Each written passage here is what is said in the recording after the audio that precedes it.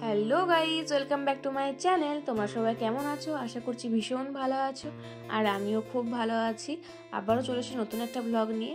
আর আজকের ব্লগটা না খুবই ইন্টারেস্টিং হতে চলেছে। আজকে তোমাদের সাথে আমি কিছু কথা শেয়ার করব। মানে আমি কি বলবো, আমি না ভাবতেও পারছি না যে এরকম কথা আমাকে কোনোদিনও বলতে হবে বা কিছু, বা এরকম কথাও আমার নামে ওঠে। তো যাই হোক, সেসব পরে তোমরা বুঝতে পারবে। পুরো ভিডিওটা দেখতে থাকো, তাহলে অবশ্যই জানতে পারবে। স্কিপ করো না, কথাগুলো অবশ্যই তোমরা শুনবে আর তোমাদের মতামত তোমাদের মতো করেই দেবে, ঠিক আছে? তো দেখো, আমি প্রথমেই সকাল সকাল আজকে ব্লগটা সেরকম চালু করার কোনো ইচ্ছে ছিল না, কিন্তু করে রেখেছিলাম। বললাম না, আমি ভিডিও মাঝে মাঝে করে রাখি, কখন প্রয়োজন হয় বলা যায় না। তো দেখো, আমি স্নান টান করে ছাদে এসেছি। এই এক ছাদ জামা কাপড় মেলার ছিল, আবার তোলার ছিল। তো প্রথমে কিছু কিছু জামা কাপড় তুলে আমি সাইড করে দিয়েছি, দেন এই ভেজে জামা কাপড়গুলো রেখে দিচ্ছি। কারণ আমি তো জামা তুললে আবার সঙ্গে সঙ্গে গোছ করতে হয়, তো সেই কারণে তখন কি অনেকটা দেরি হয়ে যাবে, যে ভিজে জামা কাপড় দেওয়াই হবে না। তো সেই কারণে আগে দিয়ে দিচ্ছি, তারপরে আমি শুকনো জামা কাপড়গুলো আস্তে আস্তে করে গুছিয়েও নেব। তো আর আজকে ব্লগটা হচ্ছে তোমার কবে করেছিলাম, ওই তোমার আমার ঠাকুমা তো মারা গেছে, তোমরা সবাই জানো, তোমাদেরকে বলেইছিলাম, শেয়ার করেছিলাম। 23শে জানুয়ারি আমার ঠাকুমা মারা গেছে। তো আর এটা ছিল ঠাকুমা মারা যাওয়ার 9 দিনের দিনকে। আর 10 দিনের দিনে আমাদের কাজ ধরা হয়েছে, যেসব কাজগুলো হয় ঘাটে ওঠার শ্রাদ্ধ শান্তি, এইসব কাজগুলো আর কি 10 দিনের দিনে তো করা হয়েছে। 15 দিনকে আর এখন যাওয়া হয় না। আর আমাদের না যখনই কেউ মারা যায় আমরা দেখেছি, সেটা শীতকালেতেই হয়। আমার দাদু, জেঠু, জেঠিমা, ঠাকুমা, আমার নিজেরও যখন হয়েছে তখন সবই ওই শীতকালের দিকেই হয়েছে বেশিরভাগটাই। তো দেখো, মোটামুটি আমার কিন্তু এদিকে জামা কাপড় মেলা প্রায় কমপ্লিট। আর এদিকে দেখো, গাছটাতে কত পরিমাণ বকুল এসেছে, দুটো গাছই, আমাদের গাছটাতে কি আর কাকুদের গাছটাতে কি, প্রচুর পরিমাণে বকুল এসেছে। এগুলো হয়তো আর থাকবে না, হয়তো ঝরে যাবে, এত বকুল এসেছে, তার জন্যই ঝরবে। আর যখন যেদিনকে যেবারে বকুল আসে না, সেবারেতে কিছু দেখা যায় না, থাকে না আর কি। আর যেবারে বকুল আছে সেবারে তো সত্যি ঝরে সব পড়ে যায়। আদৌ জানি না কতগুলো কি ফুল ফল ধরবে গাছেতে। দেখো, জামা কাপড় সব গোছ করে নিয়েছি। আর এরপর আমি আর ভিডিও করি না, একদম সন্ধে হয়ে গেছে। সন্ধে হয়ে যাওয়ার পরে আমি আবার ভিডিওটা চালু করেছি, কারণ ওই মেজদির শাশুড়ি মা এসেছিলো সেদিনকে। আজকে থাকবে মাসিমণি, থাকারই প্ল্যান করে এসেছিলো আর কি। কারণ ওই যে নেমন্তন্ন করেছিল, শুধু সেটার জন্য নয়, নেমন্তন্ন করেছিল সেটা নয়, ছুটি ছিল বলে তো এসেছিলো আর কি, ছুটি ছিল। তারপরে নাতিকেও অনেকদিন দেখেনি, তো সেই কারণে ভীষণ মন খারাপ হচ্ছিলো বলে এসেছিলো। আজকে থাকবেও বলেছে, তো বেশ ভালো লাগছিল, থাকবে। আর দেখো, আসলে তো বলেইছি তোমাদেরকে যে কত কি যে নিয়ে আসে তার নেই ঠিক। সেবার এসেছিল, সবাই মিলে দেখেছিলাম, কাকি শাশুড়ি আরে সবাই এসেছিল। সেদিনে তো আমার দেখানো হয়নি কি এনেছিল। ওদের বাড়ি থেকে আমার নিয়ম থাকে পোস্ত আনা, মুসুর ডাল আনা, অনেক কিছু এনেছিল। তারপরে ওর মেজো কাকিমা একটা মস্তান বালা দিয়েছিল, উপর অনেক মোটা।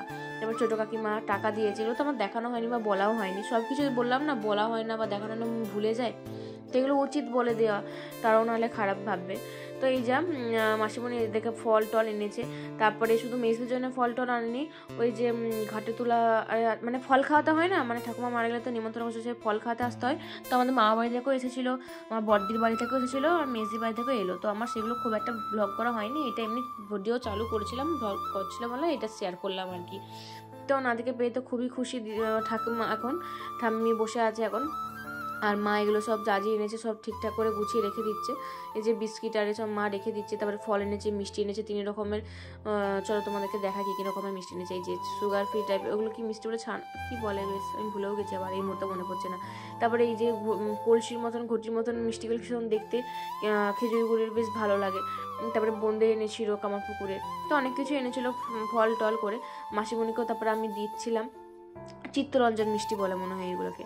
তারপরে এই যে মিষ্টি খাওয়ার পর এদিকে শাড়ি টাড়ি এনেছে, জামা টামা দেবে বলে আর কি, শাড়ি কাপড় সব এনেছে। তারপরে মেজদির জন্য এনেছিল, মায়ের জন্য এনেছিল, এসব আর কি। সব দেখাটাকি হচ্ছিল যে কেমন কি হয়েছে, দেখ কেমন কি পছন্দ হয়েছে নাকি। তো শাড়িগুলো, প্রত্যেকটা শাড়ি, এই যে এই সবুজ রঙের শাড়িটা আর ওই লাল রঙের শাড়িটা এত সুন্দর, দারুণ পছন্দ হয়েছে, ভীষণই ভালো লেগেছে। তোমাদের কেমন লাগছে সেটা অবশ্যই জানিও। আর তোমরা শাড়িগুলো ভীষণ পছন্দ করো, তোমরা বলো যে কোথা থেকে কিনেছি না কিনেছি। তো সবটাই আমি সরস্বতী পুজোর ব্লগেই ওটা বলে দেবো যে আমি কোথা থেকে কিনেছি। কারণ এই ব্লগে যেহেতু ওই শাড়িটা নেই তো বলবো না। ওদেরকে দেখতেই পেলে যে বাবা বেগুনি করছিল, বেগুনি তো মুড়ি খাবো বলে তো সবাইকে মুড়ি টুড়ি দিয়ে দিয়েছি, চাও করে নিয়েছি, এবার মাসিমণিকেও মুড়ি টুড়ি দিয়ে দিয়েছি, মাসিমণি এবার খাবে। তো চলো আমরা খেয়ে তারপর আবার দেখা হচ্ছে। তো মুড়ি টুড়ি তো খাওয়া হয়ে গেছে, তারপর অনেকক্ষণ পরে আমি না ব্লগ চালু করতেই ভুলে গেছিলাম।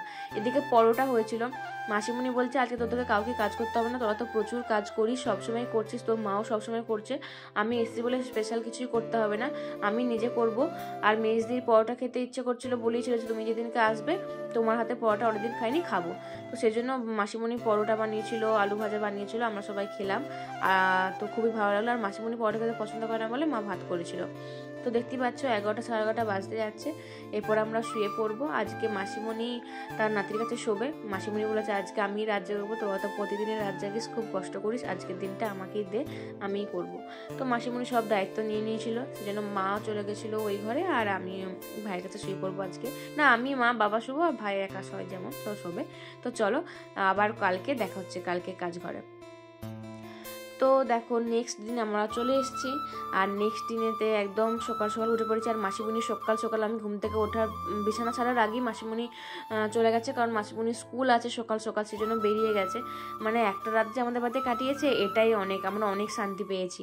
তো যাই হোক চলো, আর এদিকে খেতে ডাকছে আমাদেরকে, যেহেতু কাজ বাড়ি আজ থেকে শুরু, মানে ঘাটে ওঠা আজকে আমাদের, তো সেজন্য ওখান থেকে মানে ওখানেতেই আজকে 3 দিন ওখানেতেই নেমন্তন্ন, ওখানেতেই খাওয়া দাওয়া করবো। তো এটা হচ্ছে যে আমার ছোট ঠাকুমা হয়, তোমরা অনেকেই জানো। আর তোমরা হয়তো অনেকেই ভাববে যে এই পাশের বাড়িটাতে সাথেই তো তোমাদের একটু ঝামেলা হয়েছিল, আর আমি শেয়ার যেহেতু করেছিলাম তোমাদের সাথে সব কিছু যেহেতু শেয়ার করি, তো এটা আমার বলা উচিত। তো হ্যাঁ, ওই কাকুদের সাথেই আমাদের একটু ছোটোখাটো ঝামেলা লেগেই থাকে। তো আর দেখবে কোনো ঝামেলা যতই লেগে থাকুক না কেন, এসব কাজ ঘরেতেই কিন্তু মিটমাট ভাব ভালোবাসা আবারও হয়ে যায়। যতই মনোমালিন্য থাকুক না কেন, এইসব কাজ ঘরেতেই কিন্তু সব কিছু ঠিকঠাক হয়ে যায়, মানে করে নেওয়া হয়।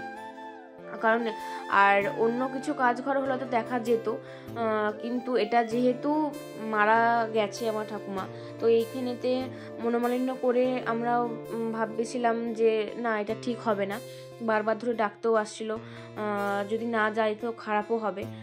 ভেবেছিলাম হয়তো যাব না বা কিছু, কারণ আমার দুটো দিদিরও বিয়ে হয়েছে, নিমন্ত্রণ করেছিলাম, তারাও তাদের মতন আসেনি, মানে তারা যেটা ভালো বুঝেছে করেছে। তো আমরাও ভেবেছিলাম হয়তো যাবো না, করবো না, কিন্তু এইটা যেহেতু একটা মৃত্যু শোক, তো এটাতে আমরা ভাবলাম যে না, বারবার যেহেতু ডাকতে আসছে তো আমাদের যাওয়াটা উচিত।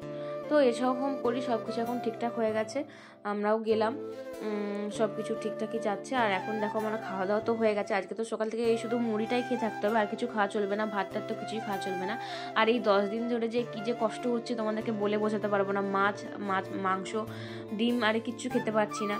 তো এখন সেই ফুলকপি পোস্ত সেইগুলোই খেতে হচ্ছে। তো আজকে দেখো আমরা জামাটা চেঞ্জ করে নিয়েছি, নাইটিটা খুলে দিয়েছি, আর একটা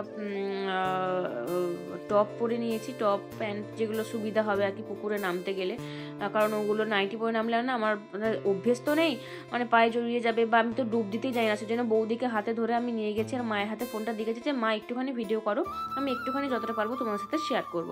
তো সেই জন্যে তো বৌদিকে সাথে নিয়ে যে আমি ওই যে দেখতেই পাচ্ছ গামছা জড়িয়ে নিয়েছি গায়ে। তো এরপরে একটু ডুব দিয়ে দেবো, বৌদিকে বললাম তুমি আমাকে শক্ত করে ধরো, আমি তো দিতেই পারি না ডুব, যা হোক করে ওই একটু দিলাম আর কি, এই যে ধপাক করে গেলাম, ধপাক করে উপর দিয়ে উঠে গেলাম। তো এই যা, তারপর স্নান টান করে যে ঠাকুমাকে এখন খাবার দেবো, খাবার দিতেই আসছিলাম, তো মা আর ভিডিওটা করেনি, তো আমিও ঠিক আছে আর কিছু করতে হবে না, চলো আমি এরপরে স্নান টান করে একদম জামা টামা ছেড়ে তোমাদের সামনে আসি। তো ওই যে ঘর করাও আছে, একটা তিরপল দিয়ে ঘর করে দিয়েছে আমাদের জন্য, সেখানেতে আমি জামা টামা সেরে নিয়েছি, সেরে নিয়ে দেখো খামারেতে একটা তিরপল পেতে দিয়েছিলো, আর ওইখানে ওই জায়গাটাতে একটা তিরপল পেতে দিয়েছিল, যে যেখানে পারবে বসবে আর কি।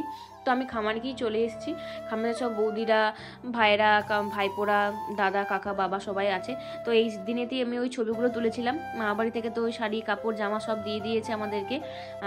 তো চলো এরপরে বসে বসে, তো এখন যতক্ষণ না আমাদের আবার নিয়ম আছে, যতক্ষণ আকাশে সন্ধে হচ্ছে মানে তারা দেখতে পাওয়া যাবে, ততক্ষণ আমাদেরকে এখানেই বসে থাকতে হবে, ততক্ষণ আমাদেরকে আমাদের ওই পাড়া মানে আমাদের বাড়িতে যাওয়া চলবে না, মানে ওইখানটা পেরোনোই চলবে না, ঘাটের কাছেই বসে থাকতে হবে। কিন্তু ঘাটের কাছে আর বসে থাকিনি, আমি খামারের কাছে চলে এসেছিলাম, প্রচুর মশা খাচ্ছিল সেই জন্য আর কি। এদিকে ভাইপো তো ভিডিও করছিল ও নিজের জন্য, তারপরে আমি বললাম ঠিক আছে আমাকেও তাহলে দিয়ে দিস।